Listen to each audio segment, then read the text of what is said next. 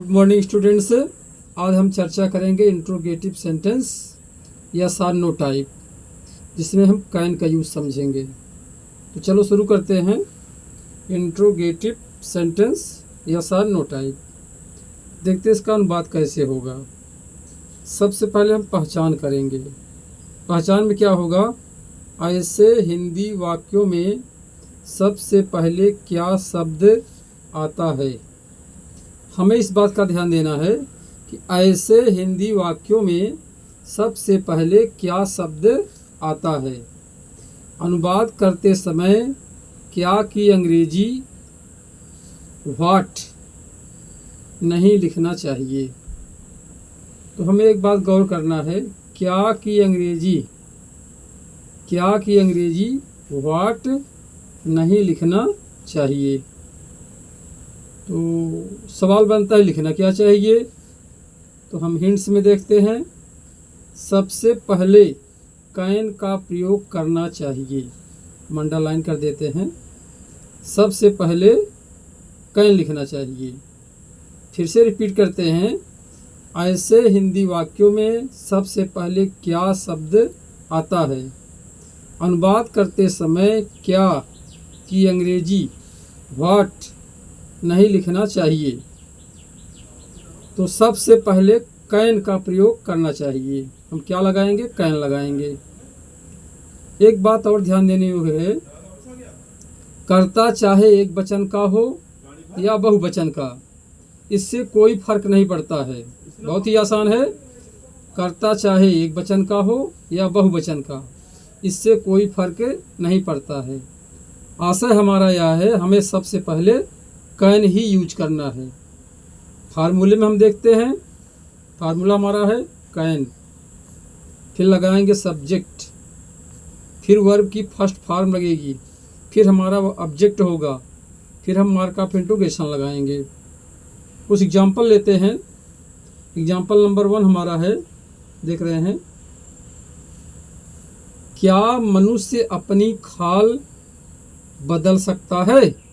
ध्यान देंगे, क्या मनुष्य अपनी खाल बदल सकता है? क्या मनुष्य अपनी खाल बदल सकता है? देखिए यहाँ पर क्या आया है। हम सबसे पहले कैन लिखेंगे। पहले ही बता चुका हूँ, कर्ता चाहे एक वचन का हो या बहुवचन का, हमें कैन ही यूज करना है।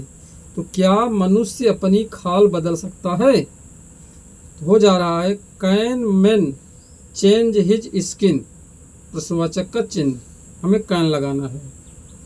सेकंड एग्जाम्पल हमारा हो रहा है, क्या तुम पेड़ पर चढ़ सकते हो? क्या तुम, सबसे पहले में कैन लगाना है। तो कैन यू, कर्ता चाहे सिंगुलर हो या प्लूरल, हमें कैन ही यूज करना है। Can you climb on the tree, बहुत ईजी है। थर्ड एग्जाम्पल लेते हैं, क्या वे अंग्रेजी बोल सकते हैं? गौर से देखिए, इसमें हमारा सब्जेक्ट वे बहुवचन है, जिसको अंग्रेजी में हम दे लिखते हैं। लेकिन जैसा कि बताया गया है, कर्ता चाहे एक वचन का हो या बहुवचन का, हमें सबसे पहले कैन ही लगाना है। तो रिपीट करते हैं, क्या वे अंग्रेजी बोल सकते हैं?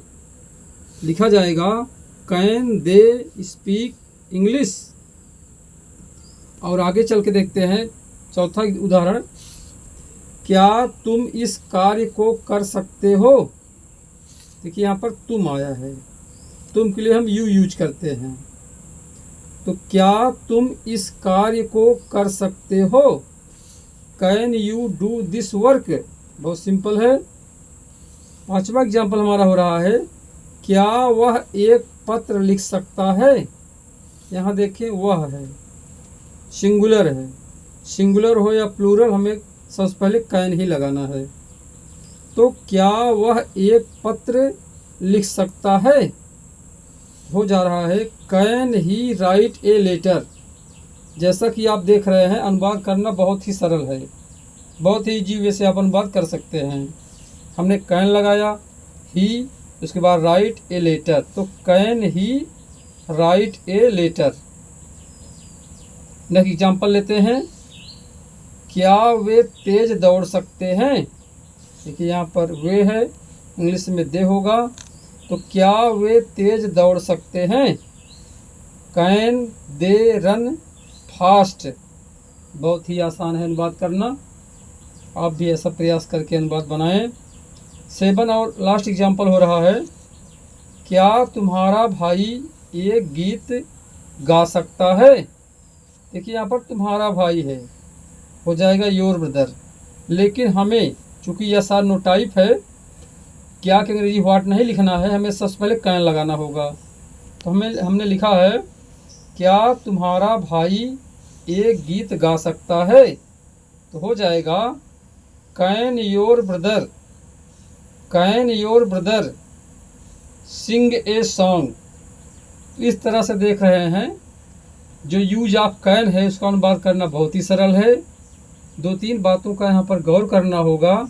जैसे अगर अनुवाद करते समय सबसे पहले क्या आता है, उसकी अंग्रेजी हमें व्हाट नहीं लिखना है, उसके स्थान पर हम क्या करेंगे, कर्ता के अनुसार जो है, कर्ता चाहे हमारा एक वचन का हो या बहुवचन का, सबसे पहले हम कैन लगाएंगे।